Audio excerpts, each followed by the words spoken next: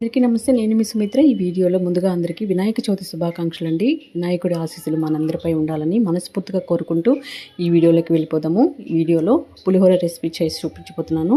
So దానికోసం pan పెట్టుకొని పాన్లోకి oil వేసుకొని పోపు దినుసులన్నీ వేసుకొని ఫ్రై చేసుకోవాలి. పల్లీలు, జీడిపప్పు, పచ్చిశనగపప్పు, మినపప్పు వేసుకొని ఫ్రై చేసుకొని పక్కకు తీసుకోవాలి. అదే ఆయిల్లోకి ఆవాలు, జీలకర్ర, వెండిమిర్చి, ఇంగువ కూడా వేసుకొని ఇవన్నీ కాస్త వేగిన తర్వాత ఇందులోకి ముందుగా తీసి ఉంచుకున్న చింతపండు రసం వేసుకోవాలి. చింతపండు రసం నేను బాగా జ్యూస్ చేసుకొని ఫిల్టర్ చేసుకొని పెట్టుకున్నాను. ఈ రసం వేసుకున్న తర్వాత ఇందులోకి కరివేపాకు, పసుపు, సాల్ట్ వేసుకొని మూత పెట్టుకుని మధ్య మధ్యలో మూత తీసుకుని కలుపుకుంటూ ఆయిల్ బయటకు వచ్చేంత వరకు ఉడికించుకోవాలి.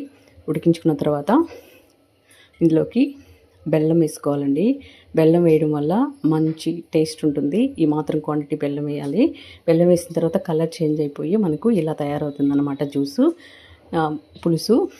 ఈ పులుసులోకి ఇప్పుడు మనం ఉడికించి పెట్టుకున్న రైస్ వేసుకొని అంతా మిక్స్ అయ్యే విధంగా కలుపుకున్న తర్వాత నేను ఒక పౌడర్ తయారు చేశాను. అదేంటంటే ధనియాలు, మిరియాలు, పచ్చిశనగపప్పు, నువ్వులు, ఎండుమిర్చి బాగా వేయించుకొని పౌడర్ చేసి పెట్టుకున్నాను. ఆ పౌడరు లాస్ట్లో ఆవపిండి కొంచెం వేసి కలుపుకుంటాను.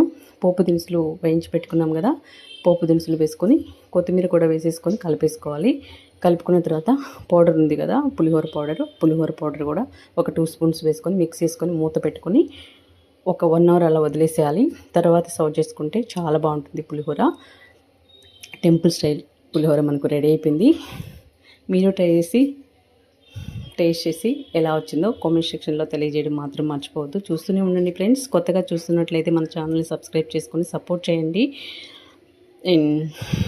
లైక్ చేయండి, షేర్ చేయండి, సబ్స్క్రైబ్ చేసుకోండి. Thanks for watching.